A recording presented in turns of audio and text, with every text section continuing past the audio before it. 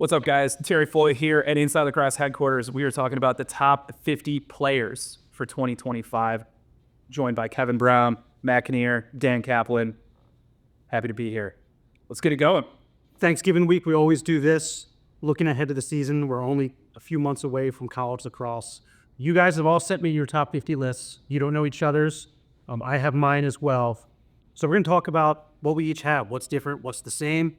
And I think we all, and I think most people who follow college lacrosse are in agreement about who the best player in college lacrosse is. Just to be clear, there's really no marching orders for how you want to do this list. Is it projected? Is it based on what you thought of last year?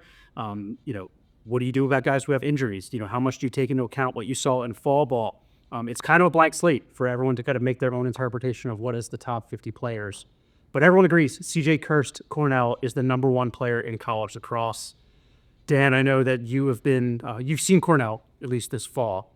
CJ Kirst, why is he the unanimous number one player in college lacrosse? Yeah, I think he's the most dynamic player, and Cornell's in a position to have one of the best offensives in the country, in a position to have a great season, and it's a lot going to be on his shoulders. But I think when it comes to him and scouting him and looking at his game, like, he is so dynamic on the lefty wing, but is versatile. You could put him anywhere in any spot. And I feel like just in big moments, he's always composed, and he just has that it factor heading into this season that, I think unanimously here, but I also think that he's pretty well seen as the number one pick in the PLL draft impending as well. It's the it factor that I want to pick up on, because I got an opportunity to be around him this past summer in a way that was a little different from just watching him play for Cornell. He was with Team USA for their Sixes training camp, and I got to go watch film with that group after they concluded their multi-day practice sessions. And you could tell, it was a group with, let's call it 25 alphas, most of whom were in the pros already, and some of whom were still in college. And CJ exudes a characteristic that I think now is pretty common among the Kirst, this like energy, this enthusiasm, this happiness, this joyfulness that I think is very contagious. But it wasn't just that. It's also about how inquisitive he is, how cerebrally he thinks about the game, and how willing he is to be a teammate. It's not simply about trying to get his own. And I thought that was what I came away most impressed by in that interaction. Yeah, his numbers were a little down from his 2023 season. 20 less goals, around the same assist, 3 more than that 2023 season. They miss out in the playoffs, third most efficient offense still, and he's going to have a chip on his shoulder to make sure he's still the best player in the country without the handful of players who graduated in that generational PLL draft. And he's got his 1-2 punch there with the Big Red. We're going to get to his kind of running mate and a few other guys on this list here as we go along. Also, a summer playing box. CJ's played a little bit of box throughout his years. That can only bode well for what he does this spring at Cornell. Now, it's interesting. We all had a consensus number one guy, but it's kind of a sea change in college lacrosse generally this year. When we did this, it was for years, Brendan O'Deal, Pat Kavanaugh, Connor Schellenberger kind of dominated the conversation about college lacrosse. CJ's the guy that's leapt of that group in terms of, that this is the cream of the crop, the number one. From there, we don't really have a ton of agreement. 2 of us have the same guy as the number 2 player in the country. 2 different, Notre Dame is represented twice here, though, but different guys. So I'm going to go to Terry, because you have been banging the drum harder than anybody else about this player. Sean Light is your number 2 player in college lacrosse heading into this season. Yeah. You didn't know that? No. Yeah, that's. I think that's my hottest take of all. Where this falls, high or low. I had Ben Ramsey, number 7 last year. I think that proved to be a little aggressive. I don't. This might end up looking similarly, but I think there's a little bit more built in. Again, came away from watching him play in different contexts. This time at the U20 tryouts, and he was, in my opinion, so clearly the best player there that it bolstered what was, if you probably had just looked at the second half of Notre Dame's season, I think he would have been a first-team All-American. And when you account for the freshman to sophomore leap, he knows how to train for Notre Dame, right? He knows what playing college lacrosse is going to be like. You skim off that top layer of players that he has to cover, and the likelihood that he dominates matchups jumps even farther faster. So this is a future bet as opposed to the guy who I think was maybe the second best player in college lacrosse last year. But a guy who we're going to get to see Sean Light cover CJ Kurst, right? They played one of the most epic games last year. I was there on the schedule again this year. So that's my pick for number 2. Who else had? Nobody? Or did you? At number 2, no. Oh, and 2 of us, myself and Kevin, had Chris Kavanaugh at number 2. But Sean Light, I want to talk about him more because I think that's the big theme, at least to me in my list, is this sophomore leap. I have a lot of guys who, weren't first, second team All-Americans in the end of the year list, but were freshmen last year and played really well. And I'm just banking on them taking an enormous leap in their sophomore year, particularly with this great group of seniors that just graduated, having more responsibility, having more headlines, having all that. Sean Light is certainly at the top of the list. I have him as my 4th player on my top 50 list. And Dan Coppin, you have at number 3. Yeah, well, he's consensus top 5 player for sure. But no one is as high on them as you. But let me just throw this out there. Connor Schellenberger, he held him scoreless in the ACC semifinal. Duke's Andrew McIndory held him scoreless. Joey Spallina held him to 1 point. Let's see, Eric Spanos, he said, he was on him in the national title game. So he's played the best of the best and has done his job as a freshman. So who knows what the sophomore year holds for him. Maybe it's going to be the Smizer Award. Chris Kavanaugh, I know I had him at my second best player. I was higher than him going into last year. It was a much discussed ranking, him in his top 50, going from, later in the list in the top 50s last year to 37 to be exact. 37th to national championship and most outstanding player at the end of the year. Kevin, why do you have him at number 2? Just for the jump in facilitating, and his passing game really excelled last year. The biggest, the most funny reason why his older brother Pat, the reigning Torton winner, was griping with us for that ranking. He's like, you guys, you can see he can do it. He's a great passer this year. Like, he really took that leap. That is exactly why we had him a little lower on the list last year. We weren't sure we'd see that leap yet. So now that we've seen it, I've got him solid in as my number 2 player for the 2025 season. And it'll be interesting. I think for your theme of freshmen to sophomores, a really impactful freshman class last year, there's a good handful of guys who will graduate from being the number 2 option for some offenses to the number 1 option. And Chris Kavanaugh, all attention is going to be on him come next season. Totally. And we've seen in the same remark you made about the Kurst family, the Kavanaugh family, the way they improve throughout their career and, the way that they rise to the occasion when they are the number 1 person, when they need to be relied on in the biggest moment. Clearly, they do it. They execute every time. So, and he was arguably number 1 guy for large stretches of the first half of the season. Pat, remember, he was coming back from some injuries from the 23 title-winning season. Chris steps up. He ends up with 37 assists, up from whatever he had in 23. But just a really solid season from him, and I think he's only going to continue to rise. I want to stay in the ACC here. Dan, you have some of the outliers in this list, and I love it. You have Andrew McAdory as your number 2 player in the country heading in the 2025 season. He's certainly up there in a lot of our lists. I don't think anyone else has him in the top 10, though.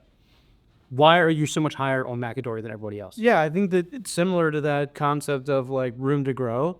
Who in the country has more room to shoulder a larger load than Andrew in terms of what graduated, last year in Brendan O'Neill? While also having the track record of having maybe not been guarded by number 1s, but been guarded by the best possible option 2 years ago when he was being flanked by Williams and O'Neal. Certainly. And then furthermore, like, I think that if you were to make an argument against him, it's not necessarily ability, it's how and where and when, right?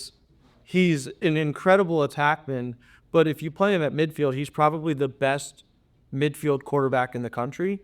But he's somebody that's so valuable at attack and transition, being a decision maker and doing all sorts of things for an offense that maybe don't show up in stat lines. And I think it's probably a bit of a investment into what he could be this year, further than what other lists have. But I feel really good about it, especially when you consider skill set, ability, and then that room to grow. And who's to say that this fall, when they got on campus, there wasn't a conversation similar to this where they gave him the keys and said, like, let's do this thing. I don't know that, but it wouldn't shock me to find that out, and then him to play with a ton of confidence and really take ownership as the alpha of that team. Yeah, the guy can fly out ball. Speed is just speed galore for him. Vision, yeah, he had 9 assists last year playing up top, coming out of the box. 36 goals, 25 assists when he was back at that attack position. I would push back a little bit with being guarded by the best player when he's... No, I know. That's what I'm saying. He wasn't guarded by number ones, but he's not a midfielder making the transition to attack for the first time. Exactly. He has been guarded by ACC defenders previously in his career, and there is less question about his transition into that role than there would be for a lot of guys who didn't have the similar type of experience 2 years ago. So his movement in our top 50 list, just being the guy who does some of the social rollout the last few years, he's gone from the 12th best for the 24 season when he was in that attack position. I think he was around Chris Kavanaugh was like 37 to 40 range when he was playing midfield last year coming into this past season. So I have him just outside the top 10, and I think, it's tough, I think, to argue that he's already better than Chris Kavanaugh after seeing the most outstanding player in the tournament performance he put forth, the creativity he plays with, the passing. He definitely doesn't have McAdory's athleticism, but interesting that you have him over there. You could also make that same argument, though, about being guarded by ones with Chris. No doubt, right? Like that was kind of what I was implying. Mm-hmm. And I lied. I had him at number 7. So you weren't the only person within the top 10, only person within the top 5. So here, Joey Spallina, I have at number 3 in the country. Kevin, you have Spallina at number 5. Dan, you have him at number 8. Terry, you have him at number 6. So we're kind of all in the same ballpark about where we think Joey Spallina falls.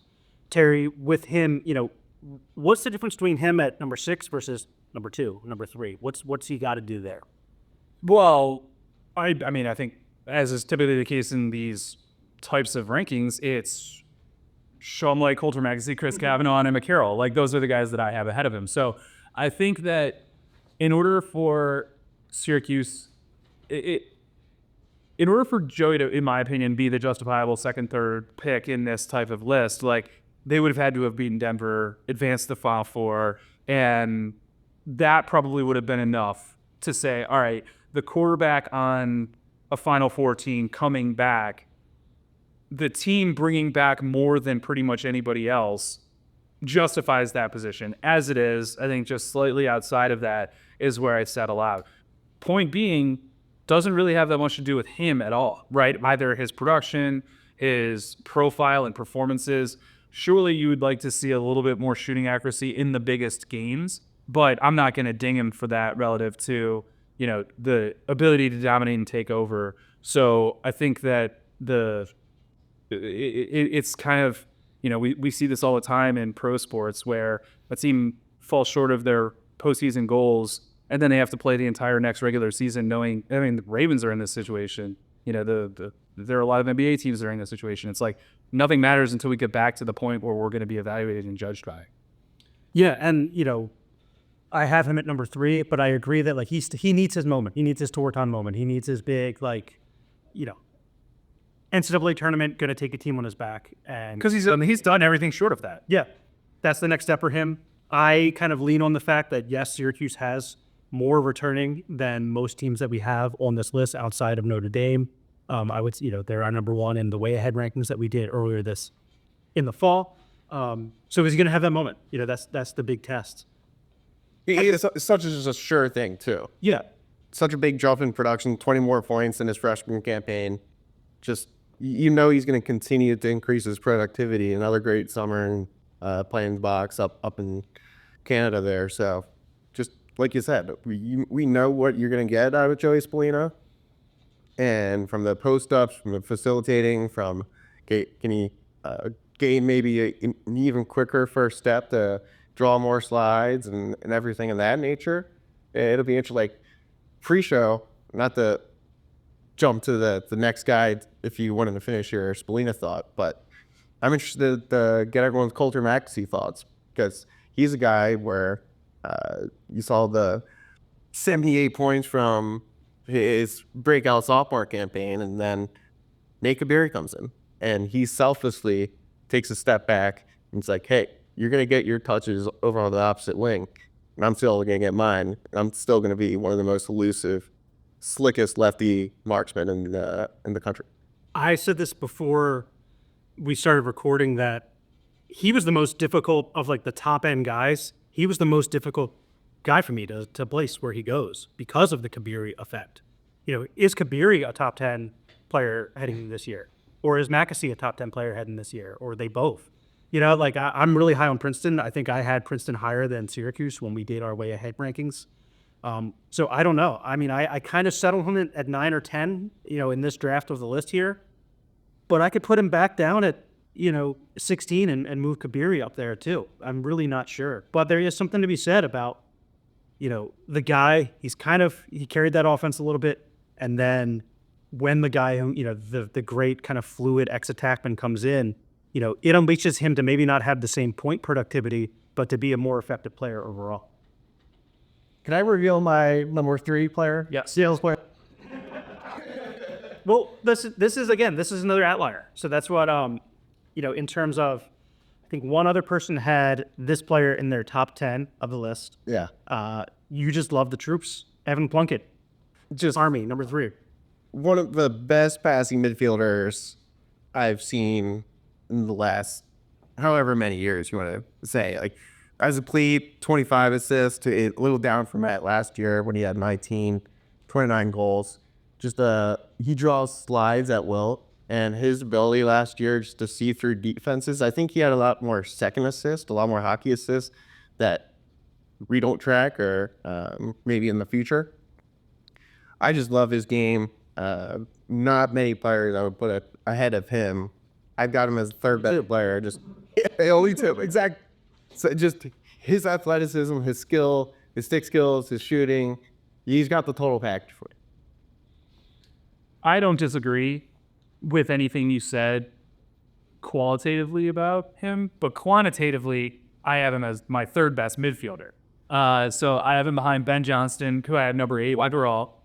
And that was a function of when we recorded a similar conversation about the, projecting the top 10 teams, and I talked about the leap he was going to need to make. Yeah. I heard from a couple folks who had seen the Blue Devils practice in the fall, and they were like, that clip is going to age very well on the basis of how dominant he had been in Durham. We didn't see him compete against anybody else other than the Blue Devils. Well, we didn't see it. But that's projection. You're saying he's already better than Evan Plunkett? No, I'm saying that he will be over the course of the 25 season.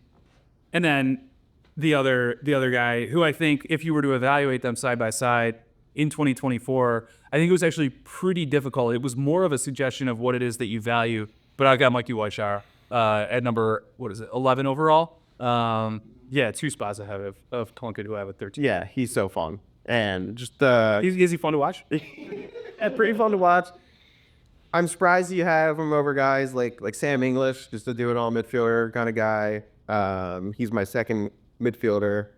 And maybe this is sort of the way we should structure some of this conversation. That just positional rankings are kind of so enticing to consider when you put all this together. It's like, okay, where do they all categorize? But anyway, That's how I did it. I made my list by position. Right. And then I kind of, went from there and I had my number one attackman, my number one midfielder. That's kind of how we've done a lot of the recruiting stuff as well. Yeah. That's just kind of the formula that's worked for me. Ben Johnston, I think, will get to that area, that aura, maybe in his junior year, maybe in 26. I'm not giving it to him quite yet. Do you have him in the 50 at all? I don't have him in my 50, mostly because he slid out of the rotation the last four, not out of the rotation, but the first line midfield the last 4 games of the season. So just doing the freshman rankings, I kind of took that and hindered him a little bit in my rankings, but Well, the thing is, one of you is going to have a clip that is going to age very well, and one of you is going to have a clip that ages very poorly. What's your take? I have him somewhere in the middle of both of you, where he's closer to like the 40 range Where do you have Plunkett? at 10. Okay. And I have Weishauer at 9. So right in that same mix. But yeah. I have it number 8, and I have Plunkett. Plunkett, that's their strength. Weishauer is so speedy, and he's basically an attack. The thing about him is, I'm very sensitive to that. yeah, he's the same. But more importantly, I think he's just the heartbeat of that team. Like if you, like I caught that Towson Hopkins game in person, and he did so much in that game, and it just felt like he, like more than what he actually provided on the field, like he gave like an element of emotion and energy that is irreplaceable. And I wouldn't necessarily say that Evan Plunkett doesn't bring something very similar, but it's armed. You're, like every band roster brings a lot of that. Yeah. To the point about he's basically an attackman. I mean, I think that's probably true for any midfielder who puts up a lot of points.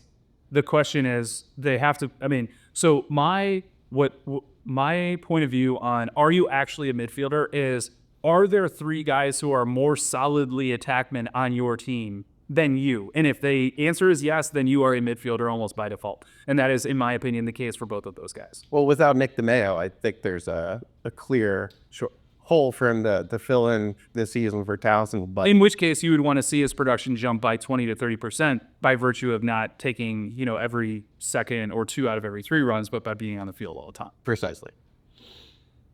Emmett Carroll. He's a guy that a lot of us had really high on our list. I had him at number 5.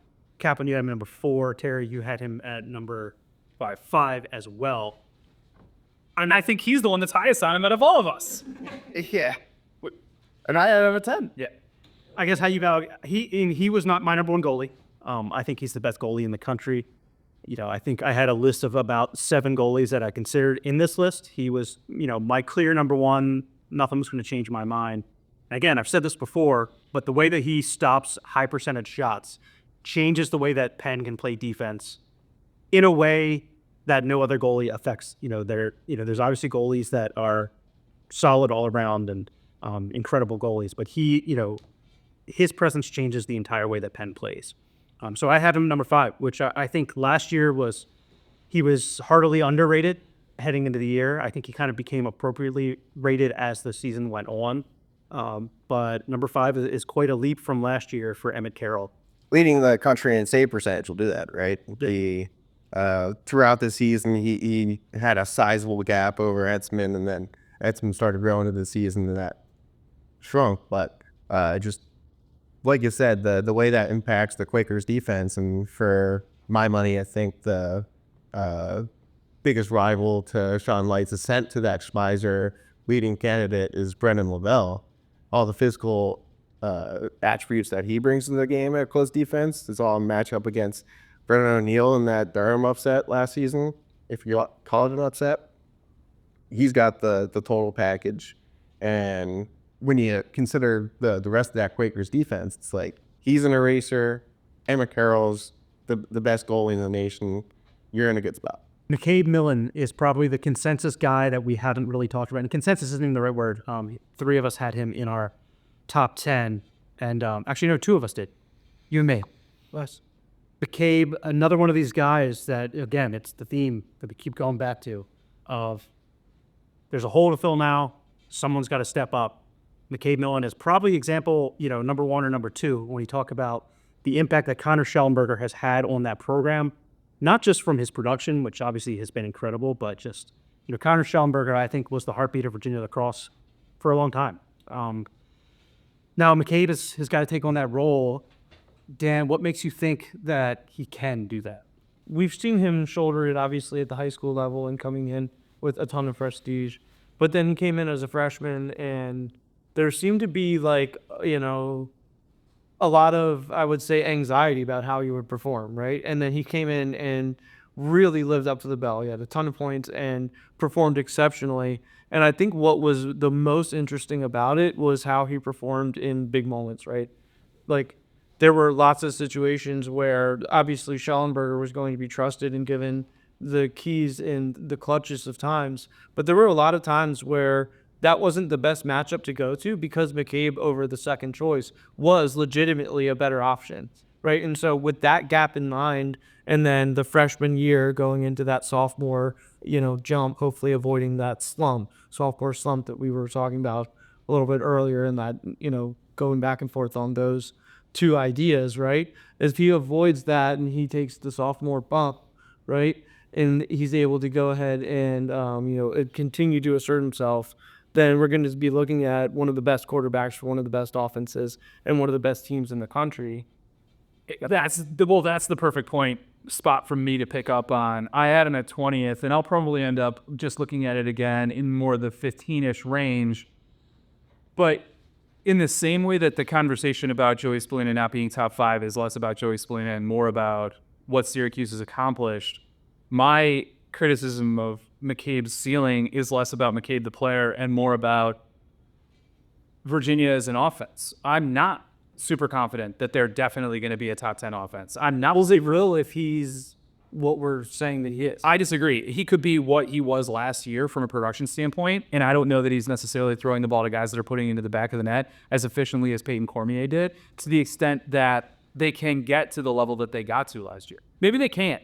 I'm certainly not trying to argue that it can't happen. I'm saying that is the concern. That is my caution. That's just, kind of separating that 5 to 10 spots. Yeah. And if you look at my list, my list is pretty heavily shaded towards that QB type, that ball carrying, ball decision making, going to shoulder the load in big moments type of players.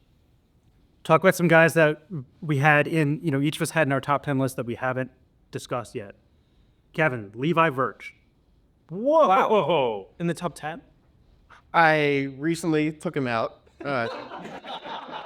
This is a first draft, folks, but I still have him very close to that top 10 range.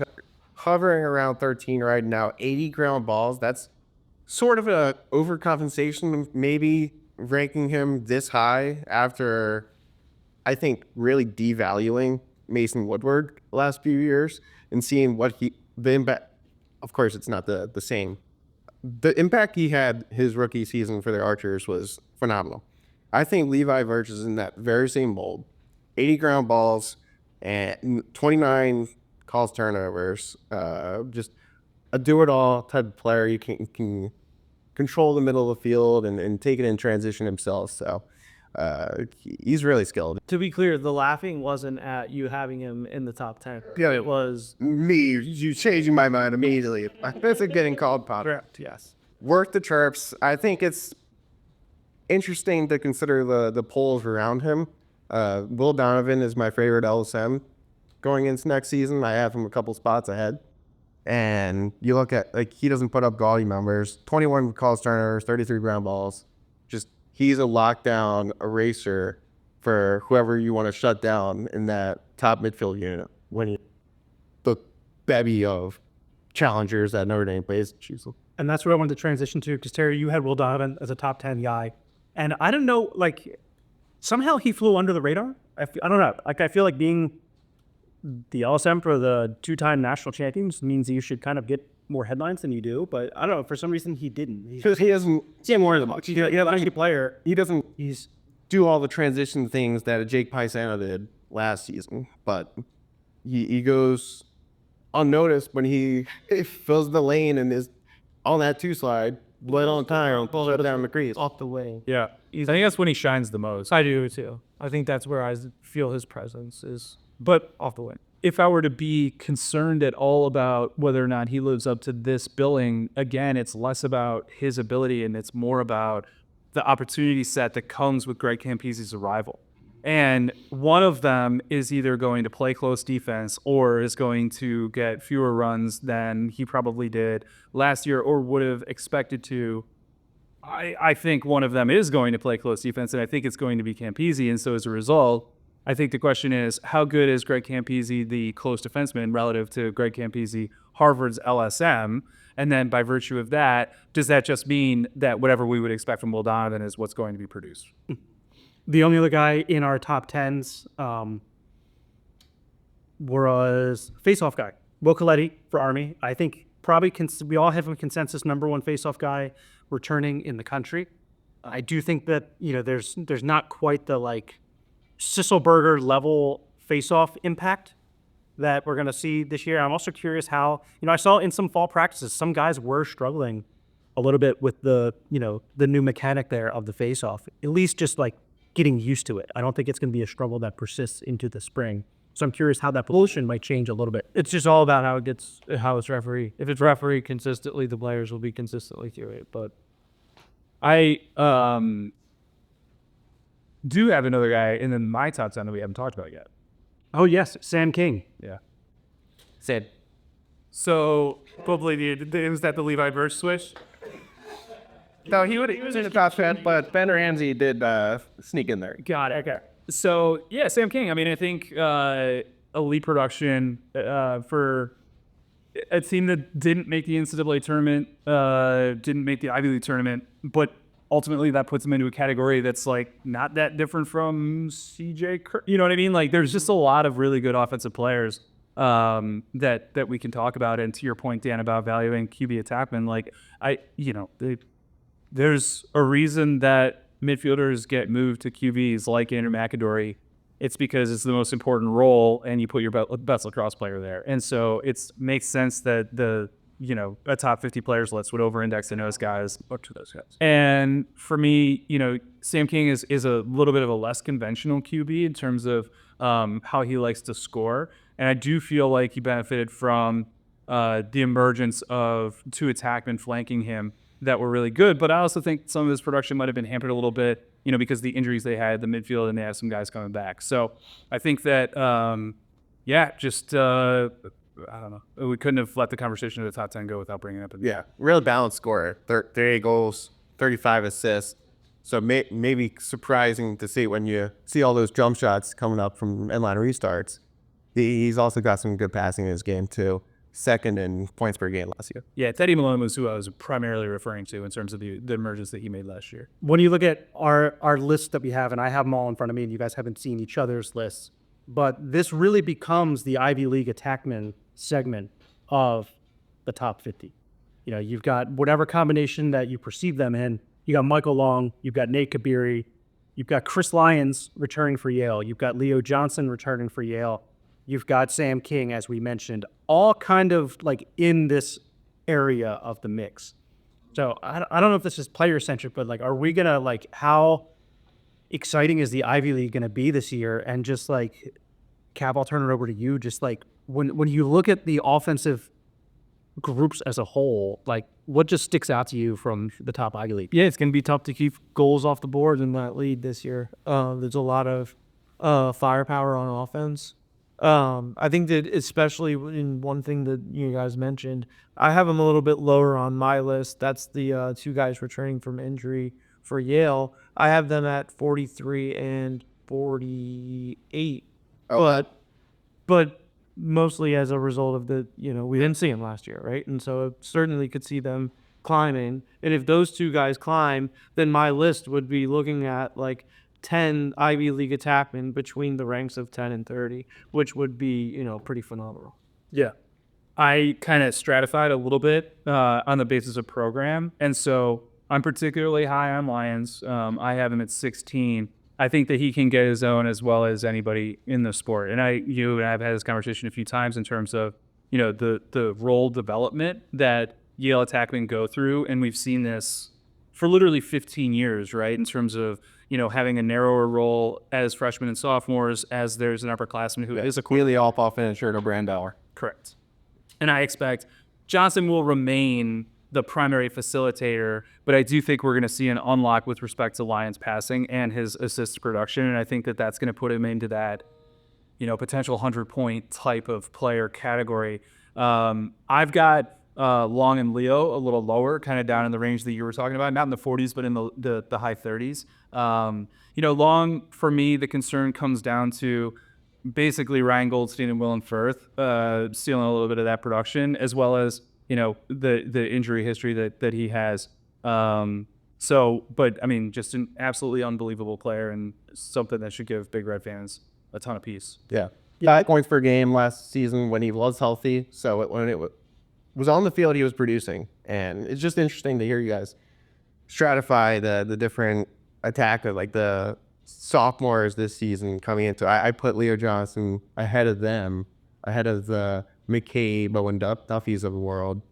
Where did he cut off? Have we talked about him? No, we have not. I have him 23 after McCaig 22 and Leo Johnson 21 again. First draft. So this will come together in the compiled, aggregated top 50 list here. But Leo Johnson, just like you said, the facilitating that he had, every touch I saw him in the fall, and you saw against North Carolina. So every touch he had was gold. He had about 9 points in 3 quarters. So he is one of my favorite players, just to watch him manipulate defenses and pass through him. So just him coming back from injury is going to be interesting when you compare him against McCabe and Owen Duffy, another year of training that athletic horse that we know he is. And Well, wait. He's also coming back from injury. Correct. And he actually didn't play in the Carolina Gale game that you went to. Yep. So there's an argument to be made that Leo is farther ahead from an injury recovery standpoint than Duffy is. totally. With the Ivy League, though, I think if we do this list at the end of this year, there's going to be a player who, we don't talk about in the top 25 or so that will be in there. When you think of like guys like Willem Firth, when you think of guys like Ryan Goldstein, when you think of like a Tucker Wade, like it just feels like there's so many guys in the Ivy League that are ready to break out that it's going to be just a really interesting. Well, there are two teams that could very realistically break out in Brown and Dartmouth, and I don't know that there's a Bear or a Big Green on any of our lists. Right. So yeah, there's no question that's true. And not only that, I mean, we've talked a fair amount about Penn already, but we haven't talked about a Penn offensive player, and they're going to score goals. So Yeah, where's Karen Rubin going to end up on this at the end of the year? I think 48. Right around that range, I think is appropriate. I'm interested to see where you guys have Jake Taylor. I have him 19th, so right above those guys. He's such a finisher, so it's Against one, you're in 21st. it's against your quarterback type, but he's just a winner. He's an off-ball savant, and the creativity he plays with, everything he does for that Notre Dame offense in terms of they can just jam it into him whatever they want. It opens up so much for how athletic all of their Dodgers are. So he's so important. And how much leverage? Yeah. I'm joking with you guys. I have him at 35th, so he's not too much of a skid, but no, and a lot for what you were talking about. The way that everybody plays defense now, if you don't have to guard the crease, you can stay extended on the perimeter and not have to worry about sloughing too much. It totally changes the way that you play defense when you have to play Notre Dame and you're constantly having to help inside and constantly having to locate him. And a lot of times what teams will do is just elect not to slide off of him completely. And so if you put him inside, now you're forcing a team to have to slide adjacent, and nobody's as good sliding adjacent as they are sliding from the crease because you've been sliding from the crease since you were 4 years old. You haven't been sliding adjacent at the speed in which you need to rotate. Especially with somebody in the middle, right? Where he's doing everything, mucking up it. If he's setting the best picks in college lacrosse and like making it so hard for the goalie to see the ball and all this other stuff that's so hidden. I mean, basically, I don't want to interrupt, but if you like winning games, you should have Jake Taylor really high. If you don't like winning games, then you should have him really low. Yeah. Because that's what happens. When he plays, Notre Dame wins, and when he doesn't, it's kind of a toss-up. Yeah. It's maybe not a toss-up, but... What do you mean? It literally, they're like 500 without him. Well, I think They were 2-4 before. I'm agreeing with you. I just think you went a little too far. I think I was mathematically completely correct. Math doesn't have any place in this. You've done a tremendous service, by the way, bringing the stats with you to the conversation because I was not that prepared. Yeah, you're that guy, so I'm glad to take the mantle, but American. Well, let's move on to some defenders. Now, Scott Smith is a guy that I still think a lot of people don't realize that he's coming back. Yeah. Johns Hopkins. We all had him kind of in the same, 11 through 20 range, 11 through 15 range. So he's back. A guy that I want to talk about because we talked about the sophomore leap a little bit, and we talked about McCaig Millen. Ty Banks, I had him at number 13, which is much higher than everyone else. There's some recency bias because I saw their scrimmage with Georgetown and Virginia, and he was the best player on the field. And, he did a really good job on McCaig Millen for, the 3 quarters or so that they had. I'll pick that up right there. I think that's I actually would, like, when I go back and relook at this, I think he's going to move up in mine. I have him at 28th and like the 5th defender. But what I think is the most interesting about him is even just looking at last season, his first game compared to his last game were night and day. Even just almost his first game to his second game. I mean, yes. And assuming that trajectory continues, like the rate of progress for him, I could certainly see him finishing at the end of this season as, one of the top, a first team All-American. Can I just mention a few guys who I think you may be undervaluing as a result of having him that high? Okay. Is Big East Defender of the Year, Jimmy Freehill. Great frame. He was covering some of the quickest attack on the round, which was really impressive. AJ Pilot, back-to-back Patriot League Defenseman of the Year. And we talked about Verge and Lavelle, and you brought up Scott Smith. But Billy Vaughn is just an all-around menace around the field. So I'm interested. It's just fascinating that you have Banks that high relative to some of those other peers. Yeah, for sure. And I think that there's a big part of that is I have direct evidence by seeing him in the fall, up close and what he did against Millen. I have Dwan at 22, and some more guys that you didn't mention in that, Colin Molshine, Pace Billings. I think it's an interesting year for defense because I think I kind of flipped to the All-Americans a lot in what my, the All-Americans from last year and what my list was. I think I had a lot of the honorable mention and third team guys as my top few. And then those guys who were first team, second team, I had as that next crew over.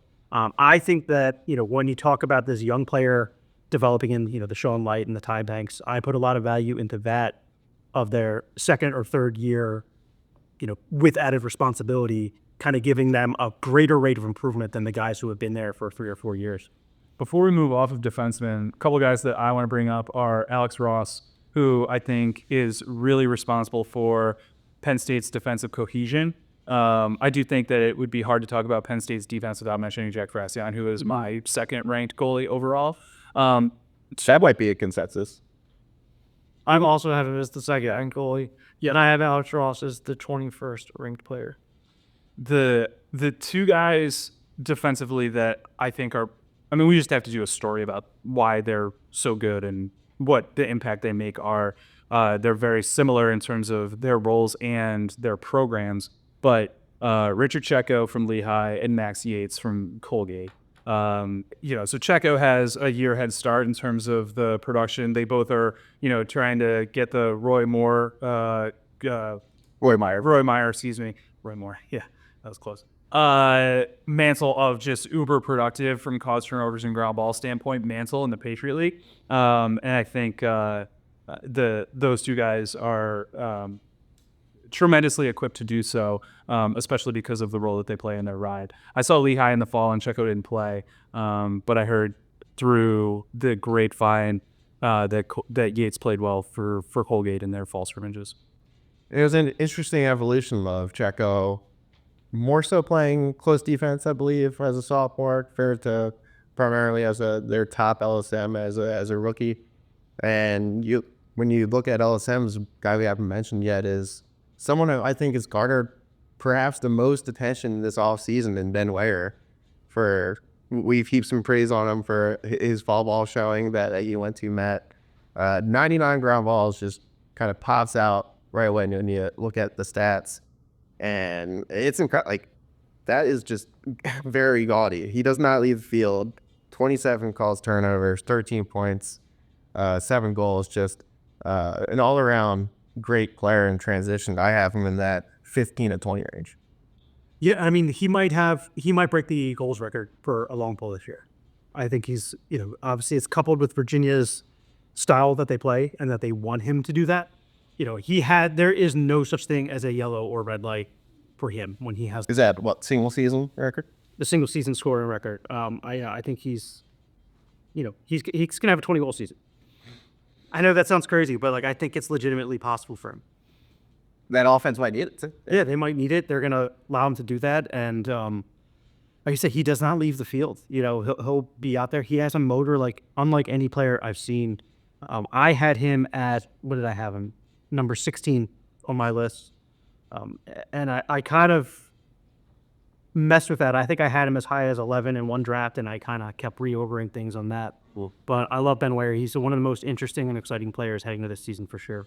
They're not gonna maybe sometimes he's I likely fall among us probably the farthest on the opposite spectrum, just under the criticism of yes, he's incredibly disrupted and has so much impact on every game.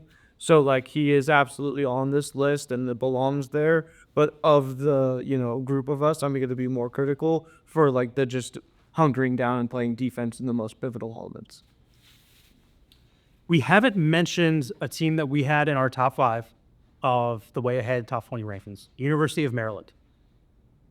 Just throwing it out there, I think we've all kind of been in agreement that, betting on Maryland is a bet on consistency, that, personnel to some extent is kind of, they're going to get the most out of what they get. So just throwing that out there, who had someone from Maryland on their list and who wasn't? I did. I had one, but I had Logan McNaney at 26. This reminds me of, I can't remember whether it was 2011, 12, or 13, but I did, for a web feature, it was during the season, a top 5 players at each position or something along those lines, or maybe it was unit rankings, and Maryland wasn't in the top 5 for attack, midfield, or close defense, but they were, I think, number 1 for Faceoff. It was I can't remember which. I think it was Nico Amato was. Well, Nico Amato was number 1 goalie, and then Jesse Bernard was the number 1 LSM. So the point is that they're no stranger to effectively success by committee at particular position groups. And I think, having spent some time with Ajax Zapatello this past weekend, Ajax Zapatello is not on this team, right? He was the number 1 defenseman in college lacrosse last year. So, is Colin Burles in a position to take over that mantle? I don't know, maybe, but in terms of top 50 players heading into the season, I would say I'm going to wait and see. So many of their offensive contributors might be these incoming transfers, right? Are we talking about Matthew Keegan as one of their best offensive players at the end of the season? Maybe. If he were coming back to Binghamton, he would have been probably between 51 and 100. So does the fact that he's at Maryland automatically qualify him for that spot? And then as far as their attack is concerned, between Braden Urksa, Eric Spanos, and Daniel Kelly, who were the starting attack when I saw them in the fall, all known quantities, all good players that can fill a role. I'm not going to make an argument for any of them being top 50. So, even McNaney, I think he finished outside of the top 20 in save percentage last year at a hair over 50%. He's getting a bump on the basis of what we know he can do, but just on the straight up and down consideration of save percentage, I don't think he would even belong in this conversation either. 46th in save percentage last season. So a little bit of an off year by his standards. He set some really high standards with the. We know he could be outstanding player, of course. Yeah. In that NCAA tournament, and that historically great undefeated team. So you can't really bet against McNaney, but right now I think if you put him in that 45 to 50 range, I think that's a good spot for him. Yeah, I had him at 45, and I did have Jack Dowd as my number 50 player. on this list. Shout out D3 Nation. Hey, Cap, on where you at with that one? he's not on my list. Considered, but You turning your back on your D3, bro. I am, just as I did last year with Jack Boyd, and who also didn't make the top 50 list. And the way the season went out or turned out, that was the right call. What who was your Maryland player on the list? I had Braden Erksa. And McEnany was close. Again, just it would have been a big bump off of what we know he can do based off of that 22 season, right? And maybe he's just different post injury. Like, we don't know. But if he has, a great season this year, then he'll be back into the list by the end of it, right? And has plenty of opportunity to play himself into that position.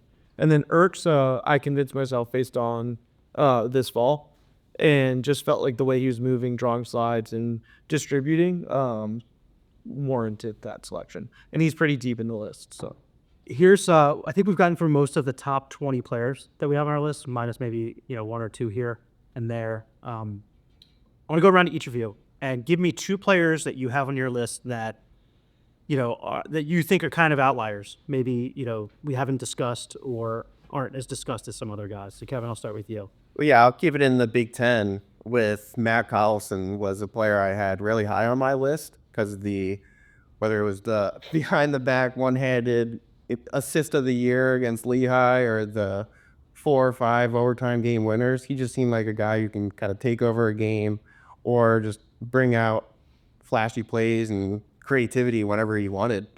He really didn't put up that great of numbers, but pretty solid in terms of midfield production that we were talking about earlier. And the other guy is Ryan Cohen. 71 points, led the Michigan Wolverines last season. He's going to step into an even bigger role now that Michael Boehm is gone to Agro. where do you have him on your list, bro? I have him 34th. I want to break your rule and talk about 3 guys. Okay. But 2 of them are face-up guys, so they kind of each count as a half a player. Well, around the field very much. So the first guy is the guy who is arguably the most famous player in college lacrosse outside of the world of college lacrosse, which is Jordan Faceoff. Mm-hmm. So where's he going to fit in? I think is a very reasonable question. When you look at the amount of talent coming back for Notre Dame, this is going to be a hot take, but I don't think it's assured that he's going to be a first-line midfielder. Can a second-line midfielder be a top 50 player in the country? That's an open question. Only on Notre Dame. But I had him at 37.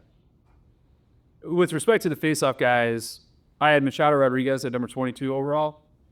He was leading the country in face-off percentage before he got hurt. I mean, he was over 70% for a good portion of the season, and I think he warrants a look. I think one of the very valuable aspects of this exercise is being mindful of the guys who missed last year, and not necessarily assuming a return at full production based on a return to health, depending on what the injury is that they're recovering from, but also not forgetting about them because they probably weren't All-Americans, and using last year's All-American list and just reordering it based on the guys who we know are good. Bro. And he was great in that volleyball scrimmage. Do you have him above Will Lynch in your face-off years?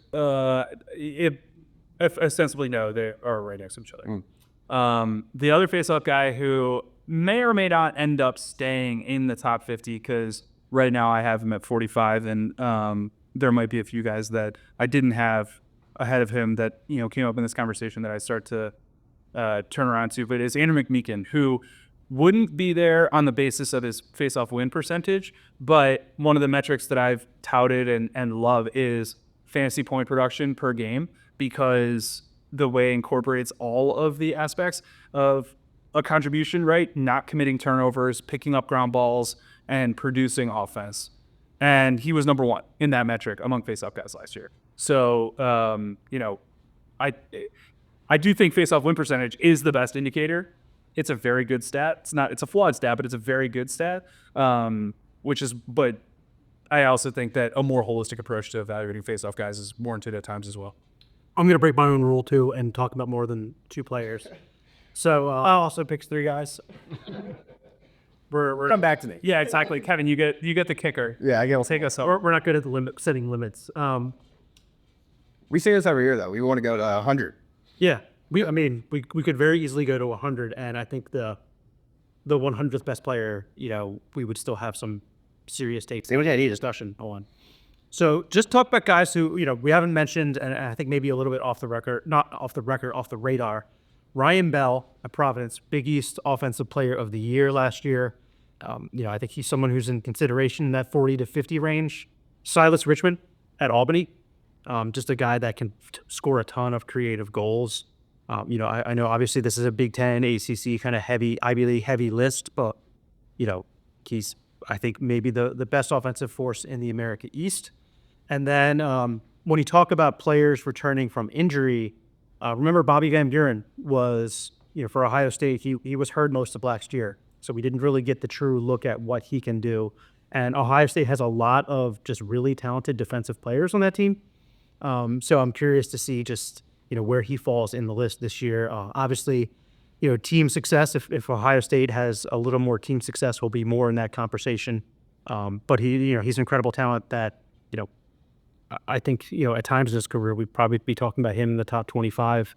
But I had him around 44 right now on my list. Def? All right, so my 3 guys, and all 3 of these guys are on my list. Cody Mulaski from Denver really turned on at the end of the year in situations where J.J. Sostrop got keyed on. Mulaski, more than rose to the occasion. He's one that I think at the end of the year we could be looking at, had 65 points and shouldered a ton of below for Denver. Yeah, it's a great shot. Owen Hiltz, we didn't talk about him. Obviously, he has certain flaws to his game, but the pros of his game are just so incredible that he's pretty undeniable on that lefty wing. Great shooter, great feeder, incredible for the balance of that offense, and just does a ton for them. And then the last of those guys, and this is another team that in general, and especially on the offensive side of the ball, is typically pretty happy with success by committee, and that's Penn State, but I have Matt Trainer. And so he's another that we could see take a real step forward, and him alongside Kyle Lane, and those 2 guys are likely going to carry, a lot of the load for Penn State. And so I have Trainer on my list as well. I like that. For kicker, just one of my favorite stories from last season was the breakout of Georgetown's Aiden Carroll. He's a guy who just plays all out, 100%, 110% real. Every game. He played sparingly, scout team guy, rose up the ranks, 37 goals, 23 assists, 60 points. That's a phenomenal season. He was crucial down the stretch for them to win the AQ and get into that postseason there. So he's just a guy. He was named captain in the fall. It's just full out hustle, full out may not be the most skilled offensive player, but what he lacks in skill, he brings with intensity and just ferocious overhand shots with both hands. He's awesome. And before we totally move on from this, 2 guys that were honorable mention All-Americans last year that were really close with my list, Ryan Donnery, and he's headed to Ohio State, and then Hunter Druin from Colgate. So both of those guys were right on the cusp as well, but deserve, to at least be mentioned here. For sure. Yeah, so I think we have some work to do. Go back and look at our lists, make any edits and changes if we change anyone's mind with these, and we'll tally these up, and this will be running on Inside Lacrosse after the holiday. And Terry, I'll give you the closing thought. What about this conversation excites you for 2025? The fact that I'm pretty sure we didn't name a player who is not playing college lacrosse this year. This sport has become so hard to track who is actually involved. The opening comment when we talked about the way ahead top 10 was this turnover is historic and unprecedented. Basically, 2 classes graduated after the 2024 season. And what that means is that the unpredictability is going to be higher than ever before. We just spent an hour talking about, I don't know how many names. I mean, definitely more than 50, probably close to 100 guys. And there is no question that if we were to do this again on June 1st, there would be 25, maybe even 50 guys probably not 50, but probably 25 guys who did not come up in this conversation that warrant real consideration for top 50 just on the 25 season, not even looking ahead to the 26 season. The unpredictability is going to be incredible, and it is going to make it so much fun to watch.